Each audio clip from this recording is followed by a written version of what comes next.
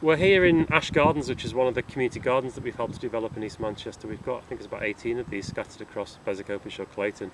And I think these are some of our real success stories in terms of what we've managed to develop through regeneration funding. Back of some terraced properties, it was a piece of wasteland that was it wasn't used before, had no purpose.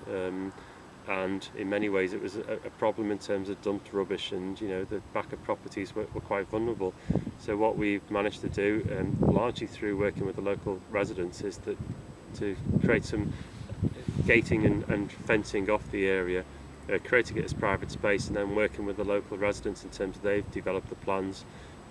We provided the funding, we've had the work done for them, and absolutely critically is that it's now their responsibility to look after it, to maintain it, to manage it. And as you can see from this one, they're doing an absolutely fabulous job. It's now a safe space for local kids to play in. It's somewhere where you can sit out and the people living here get together, spend time together, have parties, have barbecues, come and do a bit of gardening, or just sit out and read. And I think these things are so important. If you look at terrace housing traditionally, I've lived in terraced houses for many years, is that a quite stark environments. The back of them, they've quite often just got an alleyway, which is not a place where you want to play, not where you want to let your kids play, and sometimes a quite vulnerable point of the property where easy escape routes for people doing up to no good.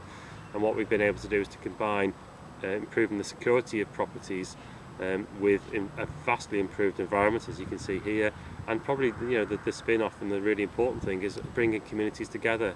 People here who might not have known each other, might not have really had a reason to spend any time together, now spend time together managing the garden, looking after it, planting it up, having parties, sitting out, chatting, looking after each other's kids, and all those things that make communities so important and keep communities together.